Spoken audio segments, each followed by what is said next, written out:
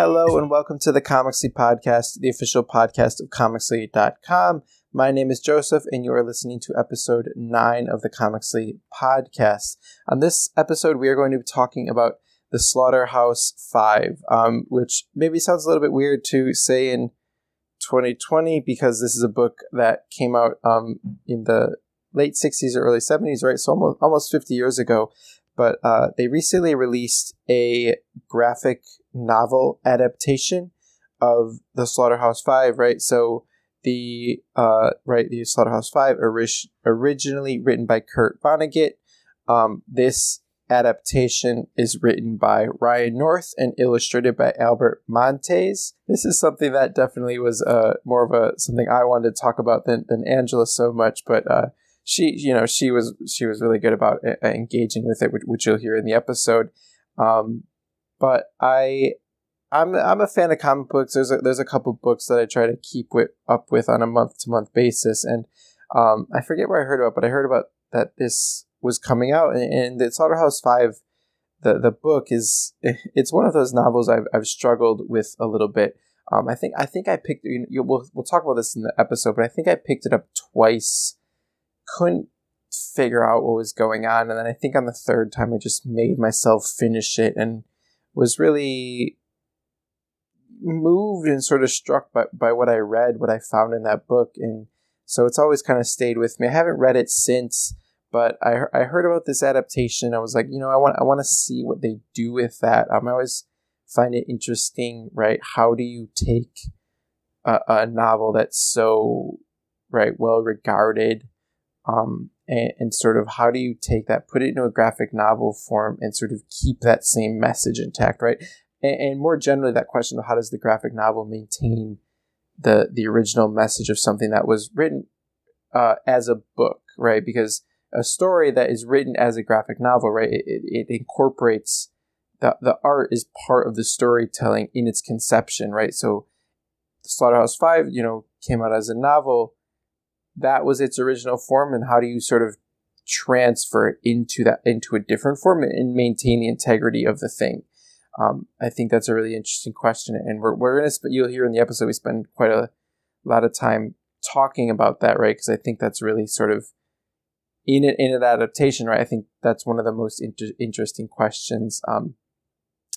But yeah, so I think you'll enjoy this. I think we had at the beginning there's sort of a little trepidation, and I definitely felt that. Like I as reading it, I was like, I don't quite know if this is going to sustain an episode, but I think we really had quite an interesting and good conversation. At least the conversation I felt really good about. And I think we both kind of took something away from it, a different understanding of what this adaptation is, and maybe what the book is as a whole. So yeah, we're going to be talking about the Slaughterhouse Five graphic novel adaptation. You can find it now. I found it actually at my local comic book store. So maybe if you're looking for it, maybe check there first. Check your local bookstore, right? If you have a local independent bookstore that you can support, or if you have a local comic shop, see if they carry it. And even if your comic shop doesn't carry, but a lot of them are really good about ordering stuff for you. So maybe ask if they can get it in. I believe it's distributed. I think it's created in association with Boom Studios, which is just a comic book publisher. So they should be able to get it for you, but definitely ask. All right, so yeah, we're gonna take a short break, and when you come back, you'll hear Angela and mine's conversation about the Slaughterhouse Five graphic novel. We'll see you in a second. You can just talk, Ange. I was going to leave this in anyways. Okay. So, hello. We are back with another podcast. I've lost track of what number podcast this is. I think this is 9. We're back with Don't quote me. I'll say it at the beginning. You'll hear it at the beginning. I think it's 9, but we might be wrong. Episode X podcast. Yeah. And today we are talking about Slaughterhouse Five, but not the Slaughterhouse Five that you had to read in sophomore year of high school. Slaughterhouse Five, but a graphic novel adaptation. Yeah. I was gonna make a bad, like, not your granddad's Slaughterhouse Five. but You're cool, Slaughterhouse Five, to show that you're not like other girls. oh, did someone see you reading this? No, no. I was just saying, it's like they'd have to like look over. They'd have to like look on your iPad, wouldn't they? Yeah, they'd have to know what all these pictures meant. Yeah. Yeah. What do all those pictures mean? I don't know. Okay, to be honest with you, I read this book, or I read this graphic novel. I did not understand what was happening the entire time, basically. I looked on Wikipedia for like a plot summary. I still don't really understand what happened in this book. And now I'm doing a podcast about it with you. You've read this book before? Briefly. So have you finished like the actual novel before? I thought you told me you finished it. I mean, I got to the last page. I don't know about the pages in the middle. Okay. So you didn't understand it when you read the novel, and you don't think you understood it now. Yeah.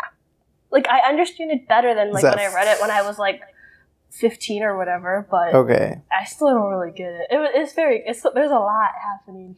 Yeah. Well, like, so what broadly is it about? There's this dude named Billy, and he's in the war. Is it World War II? It's World War II. It's the end of World War II. Right. And it's like that, and then like he goes to like there's these aliens, and they put him in like a snow globe, and then like there's like flashbacks or flash forwards to like New York or wherever where she's just chilling, and it's just like all over the place. And I get that it's like a great like book, and I'm sure it's like a literary treasure or something, but I'm not smart enough to understand this kind of reading. So it was just confusing for me. Okay.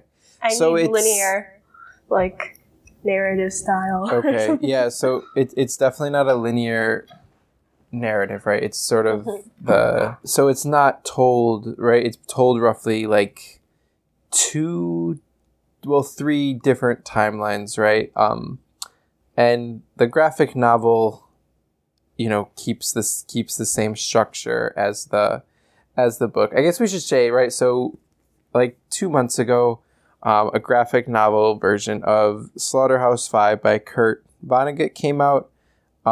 It was adapted by Ryan North and Alberto Montes, and so they took his novel, which is like a pretty like short-ish novel. It's like 250 some pages, and they turned it into a hardcover graphic novel, and so the thing so you were saying you like might have finished it once.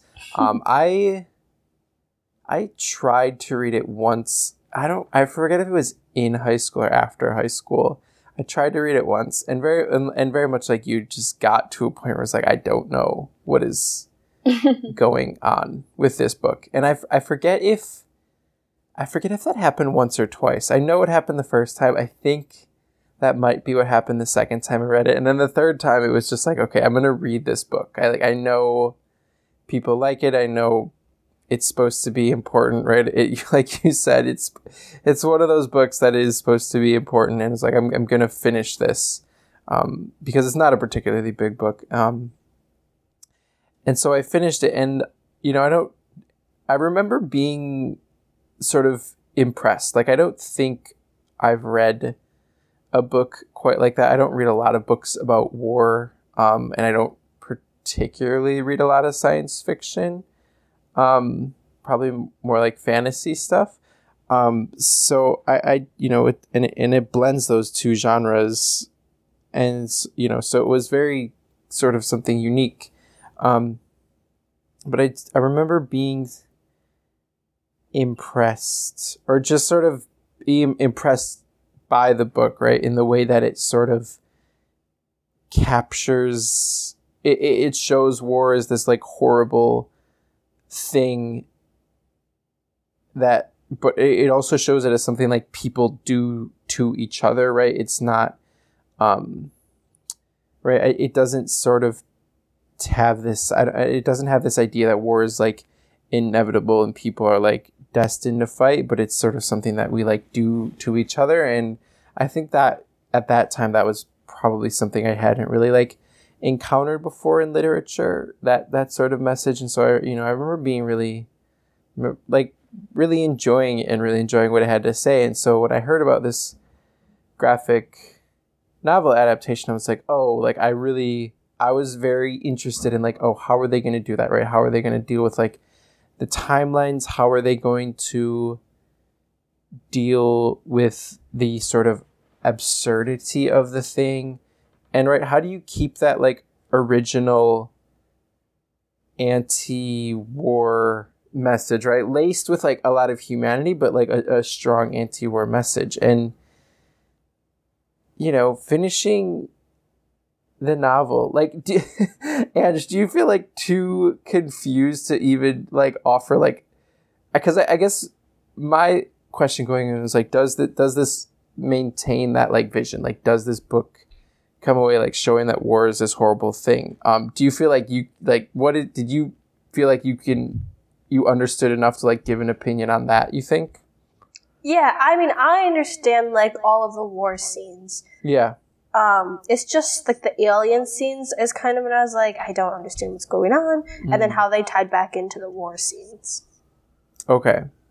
I guess like, well, let's just start there then. What do you think this book's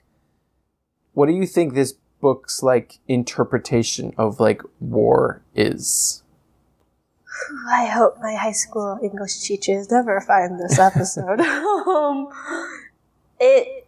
It kind of, there's like certain parts of it that kind of like stand out in my mind, like when that dude dies in the train, and then the guy, he says that like that they're gonna all say that Billy Pilgrim killed him because like something about revenge. I'm very much butchering this part of the book.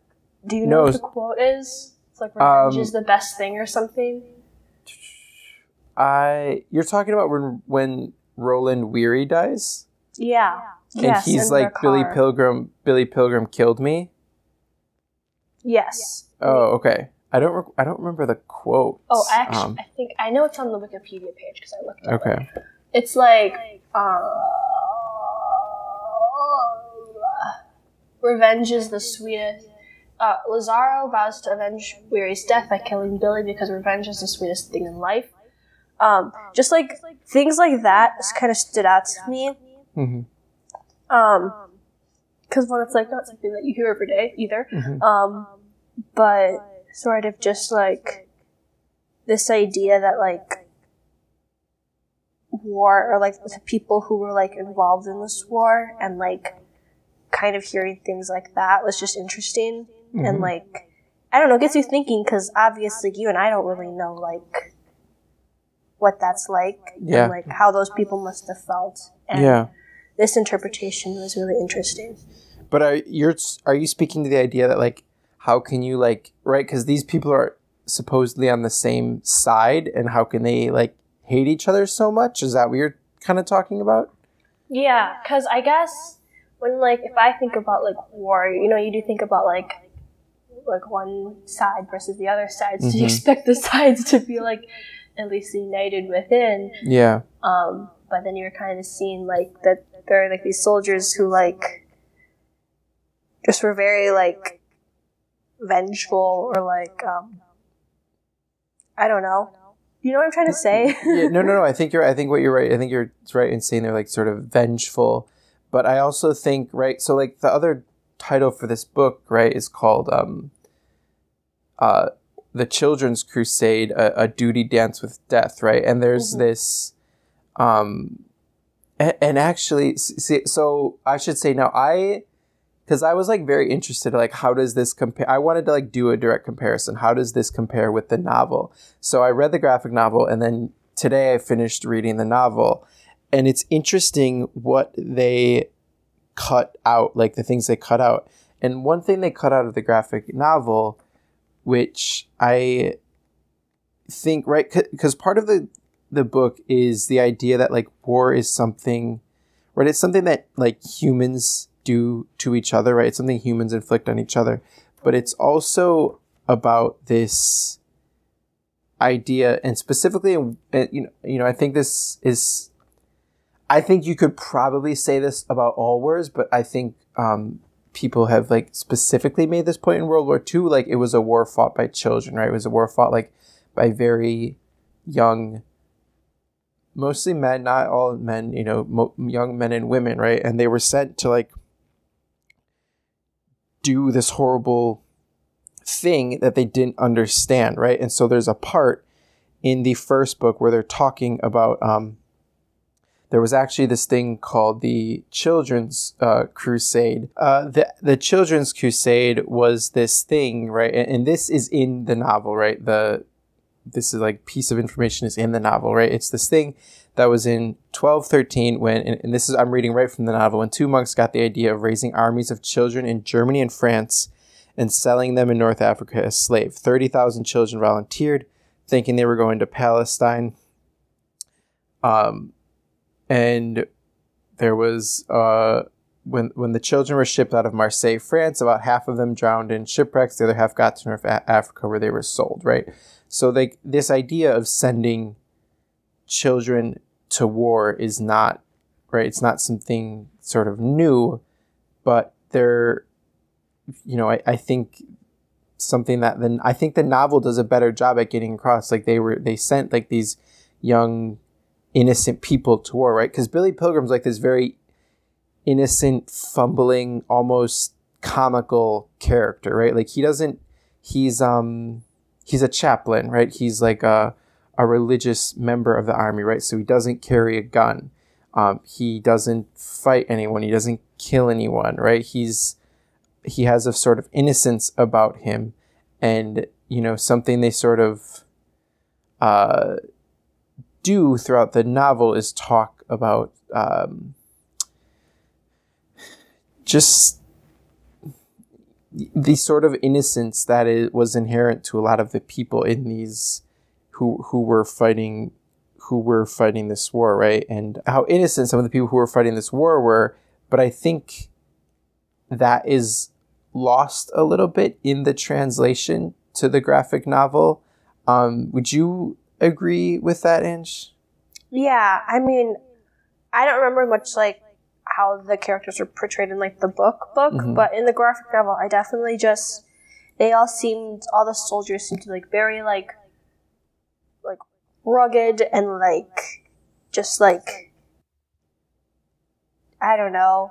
Well, I think, right. So something, I guess the thing that because you read like some graphic novels and you've read like some comics or whatever. I read a little bit more, but I was interested, right? How do they like they're when you're sort of adapting a novel in this way, you have to make a ton of artistic choices, right? Mm-hmm. And the way that I was like, a lot of people in the book, and this sounds like, I can't think of like a better word, but a lot of people in the book are just like ugly. Like they're not nice to look at, right? They have like weird sort of long face. I'm horrible at like, when I was reading this, like I was like, we're going to have to describe the art kind of, because that's a key part of this, and I'm not good at that, but they have like lots of, they have like long faces.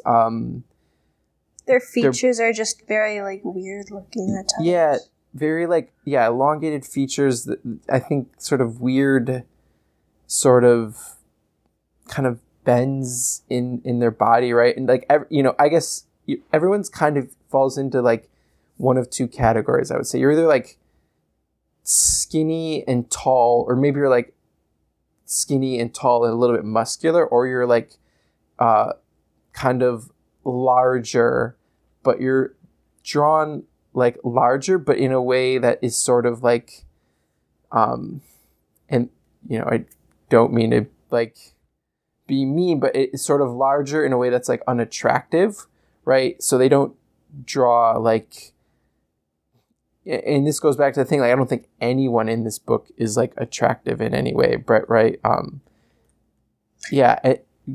even even like, because I don't understand much about like Edgar Derby's like role, but I feel like he was sort of portrayed as like not like a good guy, but just like like one of the more normal people. So I expected him, but like I think he looked like the most like not off-putting, you know? Yeah. Well, I think he is kind of, I think, supposed to be the good guy, right? Because he's like a high school teacher. He's got like a stable wife. He like teaches tennis, right? I think he's pretty. I mean, I guess like good is too broad of a term, but he's supposed to be sort of like wholesome, very like American, right? And you know that can be like a negative thing, right? But he's like very, you know, he's like a very middle class American in a way that's like good in this book. But like, right, his thing is that he's going through, you know, it keeps coming up over and over and again in the book that like Edgar Derby gets shot for taking a teapot out of the ruins of the city after the war was over, and he was killed by a firing squad, right? And it's supposed to be this, you know, I think that's actually like a pretty good sort of encapsulation of what the book is, right? It's this like in like there's so much death, and it just is sort of like compounded on each other, right? It's in World War II as a whole, but also specifically in the event that like Billy lives through, which is the firebombing of Dresden, which is like, right? And you know, I'd read this book before, but I like didn't remember this, but and like this is something you weren't taught about Dresden in like history class in high school. Yeah, I feel like no one talks about this, right? And like there's a lot of horrible things in American history that like don't get talked about, and this is another one of those things, right? We all in World War II, all the focus, and even in this book even talks about all the focus is on how Hiroshima and Nagasaki, where the atomic bombs were dropped at the end of the war, you know, they killed like around 80,000 people each, I believe, right? But like the firebombing of Dresden, so it's the event this book resolves around, right? So Billy is sort of behind German lines. He gets captured, you know, he gets taken prisoner. He gets shipped to Dresden. And then he survives the firebombing of Dresden. And Dresden was a German city. It was referred to as an open city that had kind of like Switzerland, where it was like a neutral city that took no part in the war, right? So planes were not supposed to drop bombs on it because it was neutral. I don't think there were. I don't believe like any like active military was working there. Like it wasn't sort of like fortified position. So yeah, so it was supposed to be sort of off limits as far as being a target goes, right? But towards the end of the war, I believe it was February of 1945, and the war ended in May. The Allied forces firebombed Dresden and killed 150,000 people, or I forget, it might be 120,000, over 100,000 people, right? So more than Hiroshima and Nagasaki, or roughly the same, but it was mostly civilians, right? The thing is that it was like mostly civilians. It was like this operating city that wasn't part of the war. It was near the end of the war. It was mostly civilians, and right in the like aftermath of that destruction, of that like carnage, of that horror, you know, someone decided that like Edgar Derby needed to be made an example of, right? Because like he did something wrong, right? In the context of like this sort of unspeakable crime, right? So he's which I think is kind, you know, I think is kind of the point of this book, right? That like there's a lot of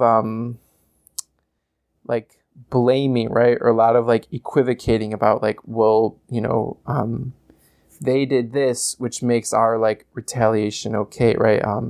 And there's even a point when like a couple characters are talking about like the sort of like letters that I believe Truman sent out, sort of explaining why it was necessary to bomb Japan like that, right? It was like they did something and we had to respond, like getting revenge, getting even, and how that just kind of, that sort of thinking like necessitates more and more like death and violence, and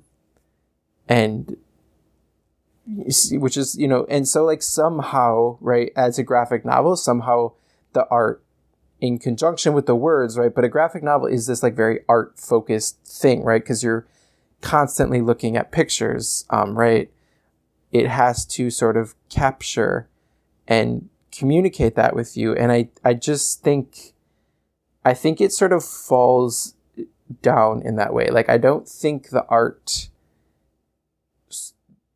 gets that message across as succinctly, as clearly as the novel does, right? Which like doesn't have any pictures and leaves so much of that up to the imagination. And I think, I think, that thing, like when you read something and then like either you see the movie or you like somehow see it visually represented and it just doesn't quite line up with what you think it should be. Yeah. You know what I mean? And I think that's kind of what's like going on in here. How, like, I guess we talked about how the characters look. Like, how would you describe the art though? Because I was struggling with this. Like, the thing that I thought was like, it reminded me of like, because it's not quite realistic. It reminded me kind of like, did you ever read like the comics in the back of like a Sunday newspaper? Yeah, I think I know which one you're talking about too. Let me look it up. I couldn't think of like I was like, it's not like Family Circus because that's like a little bit more round, but it had that sort of like Crankshaft. Oh, okay. I think he's like the old grumpy man. Yes, yeah. It did remind. I was about to say that too. Okay, yeah. It had this like kind of Sunday comics like Crankshaft, and look, right, where it's not going for hyper realism. It's definitely like stylized, but the style isn't like, it's not generic, but it is still a little bit like blah. Do you think that's fair, or? Yeah, I guess I don't exactly know what I was expecting because I don't read as many comics as you. Mm-hmm. So. But even like, yeah, you remember. So one thing that we both read that my lesbian experience with loneliness, something like that. You remember that book? Yeah. Yeah, something like that, right? It has like 3 colors, and it's this sort of minimal. It's a little bit minimal in like its lines, right? It's minimal in its use of color, but that sort of, with that sort of minimal approach, it's able to create these very like,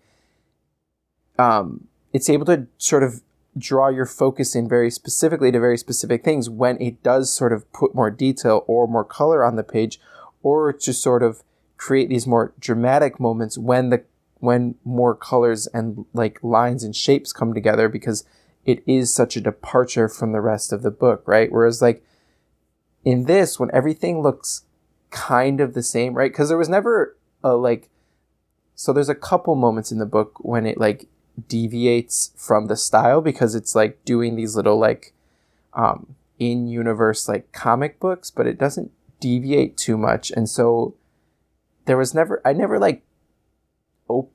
turned a page and was like, wow, I'm looking at something really special. Did you have that moment?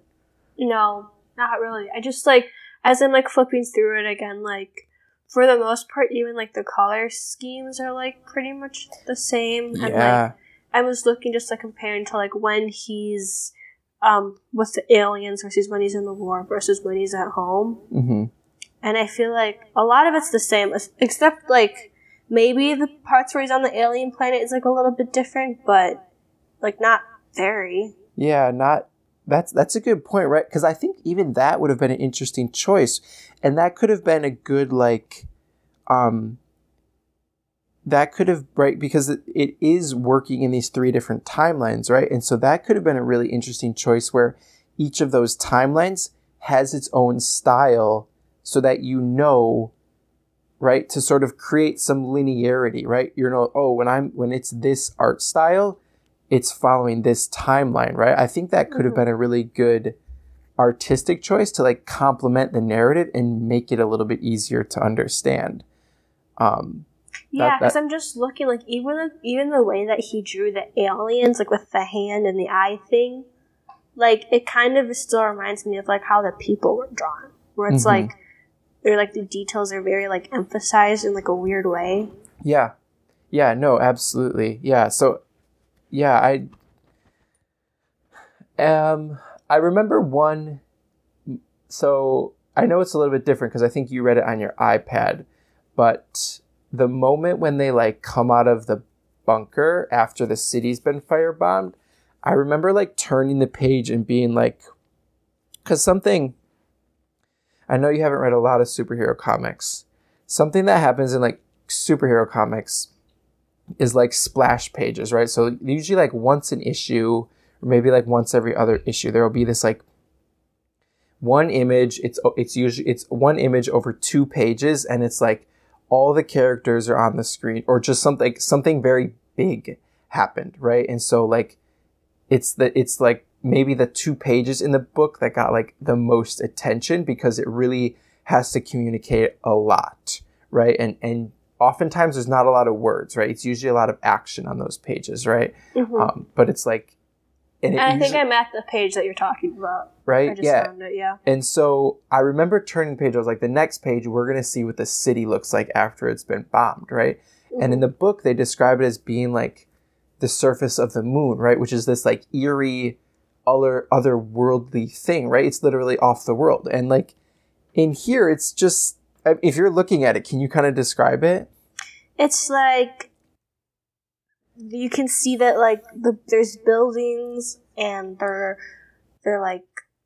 they look bombed, like they're crumbling. The colors are like this like dirt color, I guess. Yeah, it's like this dirt brown, yeah. Right, and it's like that color scheme's like all over the page. There are like craters. Then like I guess in the very bottom of the page there's like people, and they're like drawn very small to show that like it's like a really vast scene. And then just in the corner just says, "So it goes." Yeah. And like I feel like I get what it's trying to look like, you know? Like I get that, like I get it with like the words, but like maybe it is just because it was just like another like page on my screen for me. I just didn't get that. No, I mean maybe, but I've read comics on like I've read a lot of comics on my iPad too, and like if the art's good, it doesn't really matter, right? And like I looked at that page and I was like, this, you know, I know what they want to say. I know they want this to be impactful, but it's just not. I don't think it carries the weight of that moment the way it should. You know, which probably spreads to the whole book, right? I don't think the book carries the weight of the message that as well as it should, maybe. Yeah. So we were talking about I wanted to mention something. We were talking about I think Roland Weary or we were talking to Roland Weary, and then he's in the boxcar and he dies, and Lazaro says you know, I'll like make sure I get revenge on you. And so there's one thing, I guess the thing I probably liked the most about the comic book, right? So there's these couple moments like, so one thing that Billy really likes, this science fiction author called Kilgore Trout. And so sometimes when Billy's reading a book, Kilgore Trout writes like novels, but he also writes like comic books. And so when Billy's reading, instead of instead of like just text of what he's reading and like a guy looking at a page, like you will actually read that comic book. I really appreciated that. And then they also do it a couple times where like when someone's telling a story, they'll just kind of draw that story instead of just having the characters talking to each other. And so one of the ones that I like was the most interesting and kind of has to do with this, like, I think before we end out of here, we should sort of talk about what this, right? The words "so it goes" show up a lot, so we should talk a little bit about that. And I think this will kind of get to that. But one of those is one of the German like soldiers who is sort of one of like the guards for the Americans sort of talking about like why American soldiers like hate each other so much, right? And I think this book is there's sort of broad, you can sort of make broad generalizations about war across like centuries and like across across like distance and across time, right? Is how it like applies to different people and groups and things. But I think it is sort of about how Americans sort of interpret war, because America does see itself as some sort of like global enforcer, right? Some sort of like keeper of the peace, and some like, and in showing those like documents by Truman, who's like explaining why it's necessary to kill hundreds of thousands of people and hundreds of thousands of innocent people. Right there, I think that idea that like war is necessary is something that is like runs pretty deep in American like politics and in the American like psyche, even maybe. But so this German guard is sort of talking about like why American prisoners of war are like behave the way they do, right? And it's, I think this book is kind of, radical in its politics, right? So it was written, I believe it was written in 1972, right? So I think it came late 60s, early 70s, maybe not 1972, but right. So it came out during the Vietnam War, right? So there was a lot of like deep anti-war sentiment, right? It was in the sort of height of the civil rights movement, so there was a lot of like civil unrest, but like rightful civil unrest, and like people arguing and fighting and like organizing for change, for systemic change against like against racism and against like class inequality and for their rights.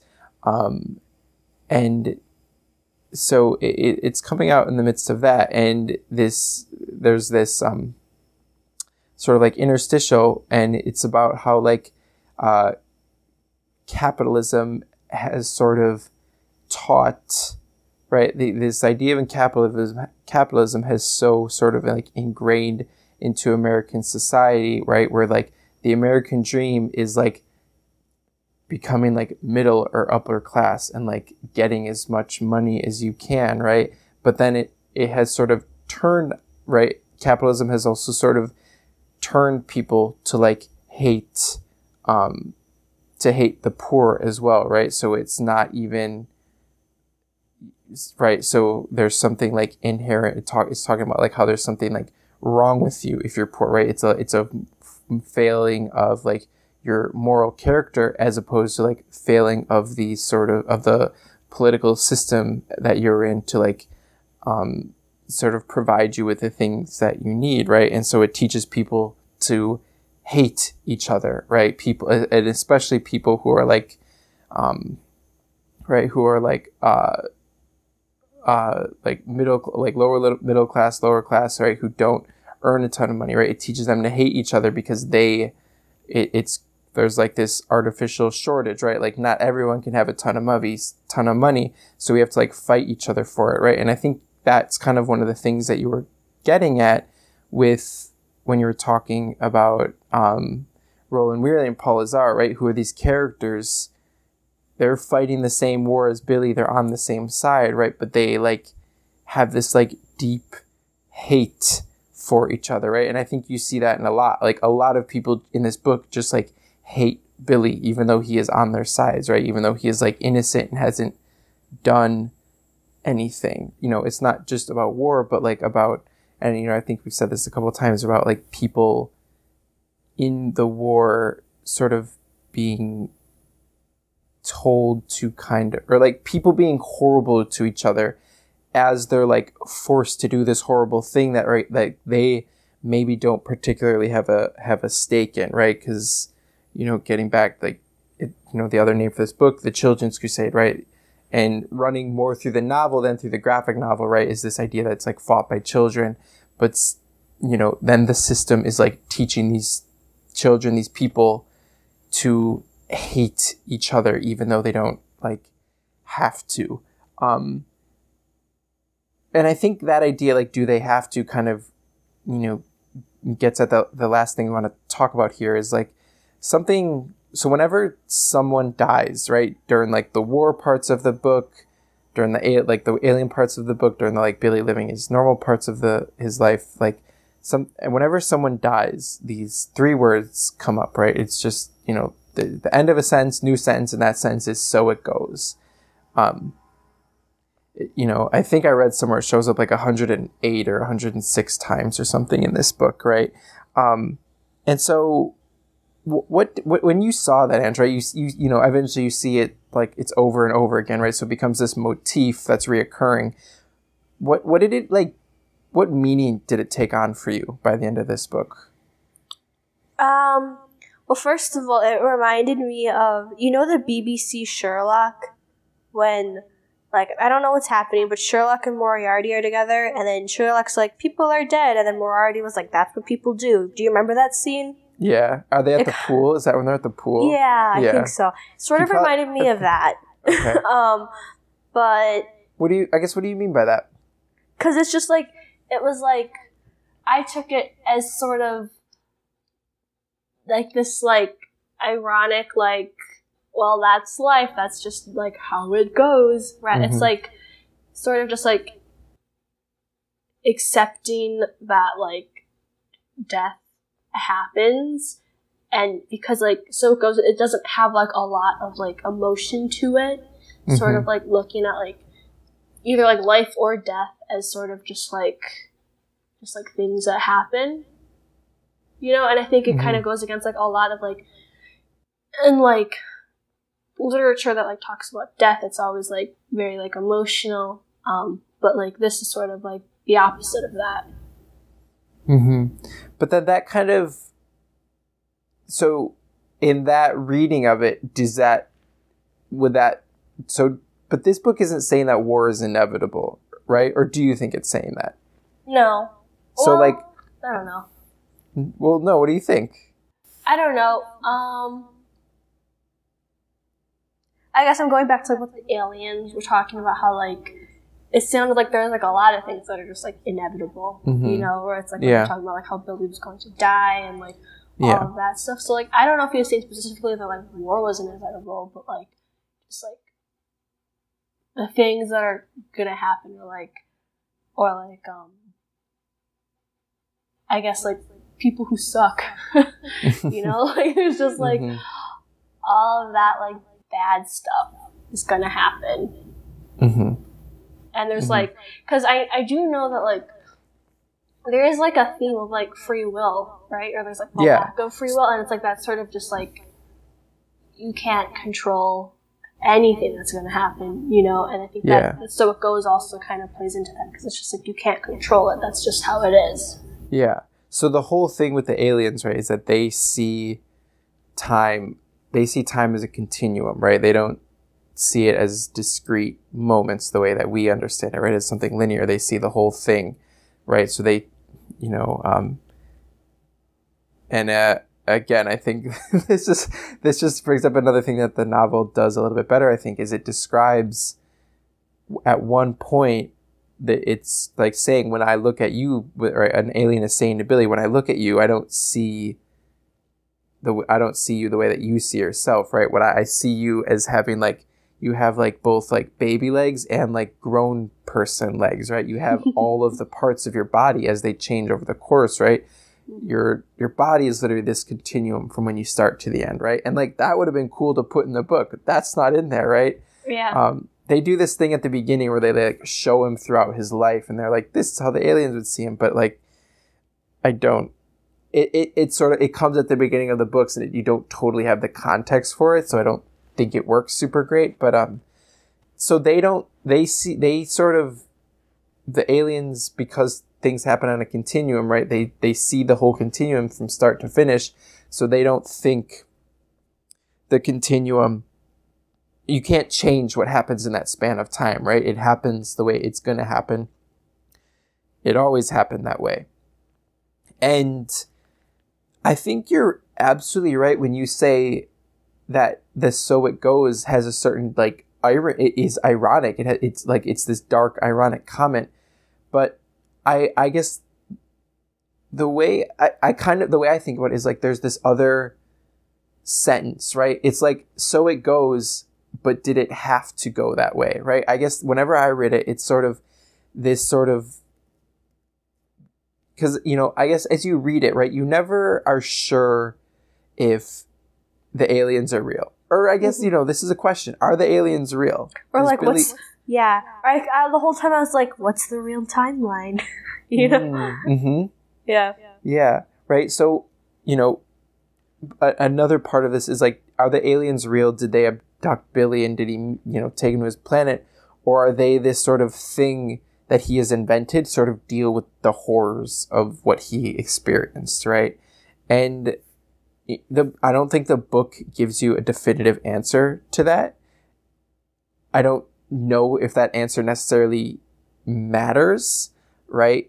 It could be both, right? The aliens could have been like some sort of manifestation, like I don't know. Maybe it does matter, whatever. But I see this idea of like "so it goes" as like push in an ironic way, sort of pushing back on the aliens thing, as sort of saying the idea that it had to happen this way is ridiculous. Like, this is so horrible and horrendous that it can't just "so it goes," right? Like, this can't keep happening.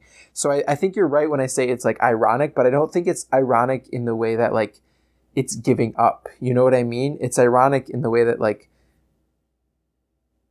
this can't be true. Like, it is true, but like it can't be almost. You know what I mean when I'm trying to say that? Mm-hmm. Yeah. Okay. I think it's interesting that you took it that way, because I definitely took it like the opposite way, but it's interesting to hear, yeah. So, like, I guess, and we'll wrap it up in a second. This has been, that is like one of the big criticisms leveled at the book, right? So people fall on like, just like based on what I was just reading, or I was looking at, I think this is on the Wikipedia page, right? Some of the like controversy around the book is that like it's not anti-war enough, right? So some people read it and they're like, "So it goes" is this like, it's this giving up. It's this saying, "Oh, this is going to happen. People are going to kill each other. What are we going to change something?" Like, because someone at the beginning of the book says like, writing an anti-war book is like writing about an anti-glacier book, right? You can't stop glaciers. You can't stop war, right? Mm-hmm. And I think that "So it goes" is like, you can absolutely read it as agreeing with that. Like, this is a dumb thing to even write about, why like it's just going to happen. But I think it's like, there's this, I think you're supposed to be so horrified. And, you know, maybe this is, I guess I wonder if you read the novel, if you would have a different interpretation on that saying, right?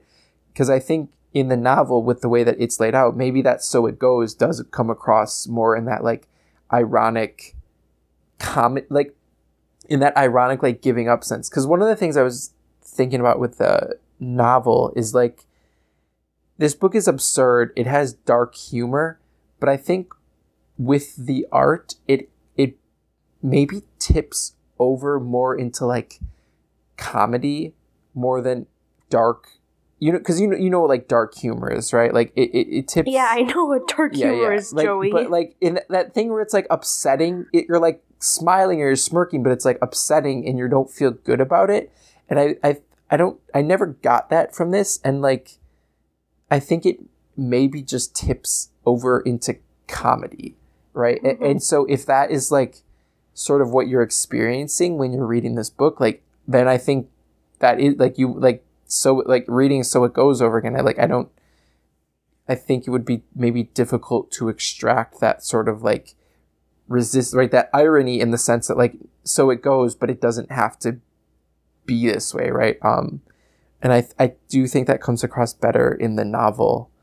But yeah, I don't know. Like, are you glad you read it? No. No. I didn't. I got nothing out of it, to be honest. We got this conversation out of it. I've enjoyed this. We got a podcast out of it. That's true.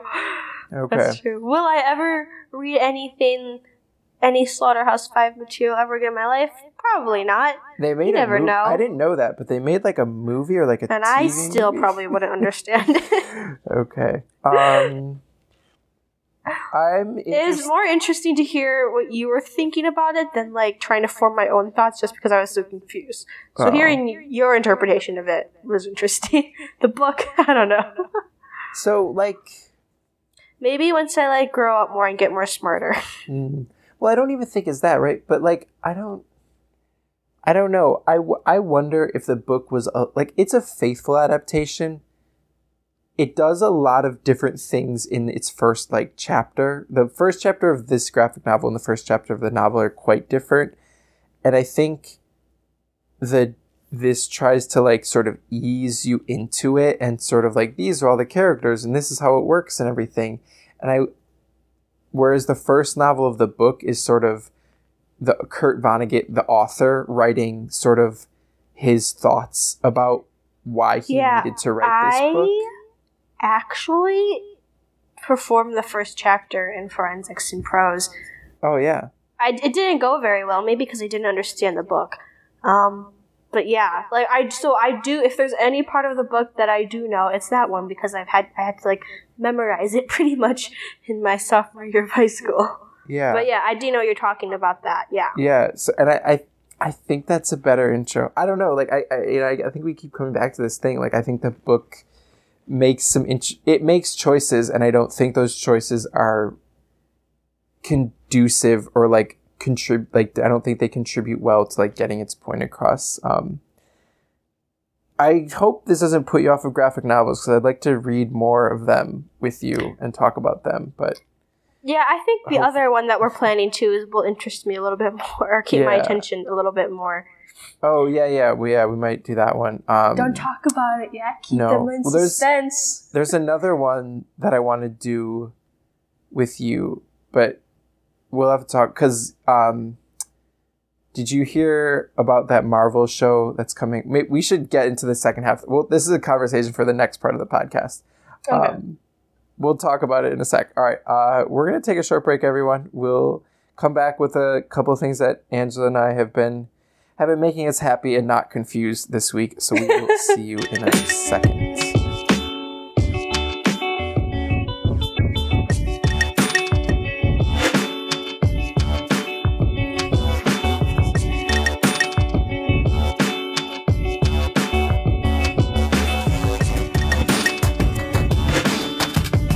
All right, and we're back. Before we get into it, so Disney announced that their first like Marvel show is coming out in January, and it's based on this comic book, this really good comic book. And I was like, I'm gonna see if I can get you to read it, but wait, what Disney show? It's like or what show? For WandaVision. Oh yeah, the Olsen person that no one talks about. Yeah. No offense. No, but no, you're absolutely right. Yeah, so it's based on this comic book, and it's this really good comic book that is sort of standalone. And I want to see if I can get you to read it before the TV show, because I think we both probably want to watch the TV show. Maybe not, but I'd watch a TV show. You watch it? Yeah. Yeah. All right. So maybe we'll do that. Okay. Ange, what has not been confusing you and making you happy this week? Well, in approximately 3 hours, BTS will be releasing an album. I mean, 3 hours from like when we're recording this, not when it comes out. So that's exciting, and I am making you do a podcast about it. So that's even more exciting. I'm going to turn you into a stan or an army. Is that what they're? It's just ARMY? They're called ARMY, yeah. It's not the ARMY or the BTS ARMY, it's just ARMY. I think it's just ARMY. I don't know. Okay. The fandom is, it's a lot. I don't know. I personally sometimes, I mean, I think the fandom gets like a bad rap because there are some like weird people part of it, but just, there's like weird people who like a lot of other things. Yeah, like, that's it, because I was literally going to say, but I think it's like a pretty positive fandom, right? Because they get like, maybe it's not BTS specifically, but like K-pop fandom got credit. Did you hear about that thing? Whiteout Wednesday? What was that? Oh, so after the Blackout Tuesday, which was, you know what that is, right? No. Like on Instagram? Oh yeah, you know on Instagram. So, I don't have Instagram. Like, during, like, shortly after, like, the murder of George Floyd, everybody on Instagram was arranging Blackout Tuesday, which was, like, you post, like, a black square, and that shows that, like, you're in solidarity. Oh, that was called Black. Okay, I know what that was. That itself, that got kind of some backlash for, like, the usefulness of it. But then, like, a bunch of, like, white people were like, well, we're going to make Whiteout Wednesday because, you know, white lives matter too. And nobody liked that. I did not hear about this. So what happened was everyone was going to post the white square, but what happened was K-pop not everybody, fans, just like horrible people. Right. So K-pop fans instead spammed that hashtag with just like K-pop like fan cams or like photos. So that happened, which like they got a lot of credit for. Because it was, like, you know, a way of, like, being like, haha, like, fuck you. Also, BTS had, like, donated, like, $1 million to, I forget which organization it was, but then, like, the ARMY matched their donation. They, like, raised money, so they ended up matching another $1 million. So, like, there are, like, obviously some great people, right, who, like, love BTS, yes. They got credit, because I was going to say they got credit this summer for, it was like Donald Trump's first like campaign rally, because he had to like they bought cancel tickets or whatever. Yeah, they like, because you could just like get your email. You just had to like sign up with your email to get tickets.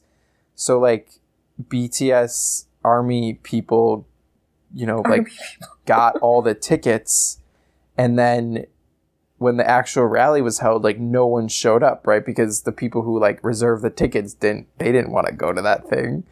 There's funny people. So when you say that the fandom is a lot, you don't mean that in like a negative sense, but you just mean it's like sometimes. Can you be a little bit more specific, or? So I guess just like there's any like. There's, like, crazy super fans everywhere, right? Okay, yeah. And, you know, sometimes there's, like, it's just, like, I don't know, because, like, that's the reason why I'm hesitant to tell people I like BTS, because of this, like, stereotype, but it's just, like, this idea that, like, K-pop fans are, like, they have, like, weird, like, fetishes for, like, Korean boys, or, like, they wish they were Korean, or, like, there was a thing going on where, like, a bunch of, like, white girls were auditioning to, like, join, like, the K-pop industry, which was, like, the dumbest thing I've seen in my life, you know, so there is, like, that side. Okay. But, I mean, we're gonna make you into a nice army. An army that will happily participate in spamming Whiteout Wednesday. Okay. Yeah. Okay. Yeah. No, that'll be good. That'll be in like 2 weeks that we have that episode. Mm-hmm. Because I think we're doing another Studio Ghibli movie next week. Yes, we are. And then we'll have our BTS episode. Yes. Nice. Speaking of Studio Ghibli, the thing I've been enjoying this week is, I don't even know why I put these two things together. I've been listening to like lo-fi hip-hop beats to chill and relax to, whatever the one is with the anime girl writing. Right. I like that one quite a bit. But it's November, and I also really like Christmas music. And we've been listening to Studio Ghibli. And so in my head, somehow I was like, Studio Ghibli Christmas music is a thing that's on the internet somewhere. So I Googled it, and there's actually this really nice playlist on YouTube. We'll have the link in the show notes. It's like an hour and a half. I think it's like someone doing covers of Studio Ghibli songs with a sort of like Christmas theme to it. I don't quite know how to describe it. It's very relaxing. I know what you're talking about, though. Yeah. It's very relaxing. It's an hour and a half. Some of the songs like repeat, but it's I love it. I've been listening to it quite a bit. I wish it was like longer, right? Stuff. It's not like one of those like always on stations, but it's really nice, and it gives me a little hit at Christmas. It makes me, like ready to watch some more Studio Ghibli movies. So I've really been enjoying that. So that does us for this week. Thank you everyone for listening. I hope you enjoyed it as we try to describe what different pictures on a page look like, which is always fun. But, I definitely felt like I was back in high school in English class, bullshitting my way around a book. Yeah. No, you did good, Ange. Thank you. The thing about like the irony and the sort of you had some good critiques there. I really like your idea. I got the irony part from Spark Notes, but thank you. No, but I think your idea, I didn't think about this, but I think if they had put the 3 timelines in different art styles, I think that would have been really cool. And that isn't something I thought of, but I really like that idea. That was definitely a missed opportunity there. Yeah. Anyways, so the music you heard on this episode is the song Something Elated by the band Broke for Free. You can find their music on the Free Music Archive. You can follow this podcast on Twitter at Comixly Podcast. You can also find a link there to the website that I do some writing at, comixly.com. It's comics with an Ly, comixly.com. And then you can follow Angela on Instagram at glow.angela. And you can follow me on Twitter at Joey Glowacki, JoeyGlowAcky. All of this will be linked in the show notes. And then also, I guess we have to start like doing plugs. You can listen to, wherever you listen to us, Apple Podcasts, Spotify, Overcast, Google Podcasts. If you could leave us a review, that would be really nice. We would appreciate it. That would be so cool. That would be cool. When we get our first review, we'll definitely we'll read it out. That'll be cool. Yeah. So don't make it a bad one, please. Yeah. I think we've committed, even if it's like, this is the worst podcast ever, I think we have to read it. Oh, shoot. Oh, boy. Anyways, we'll see you next week, everyone. Have a good one.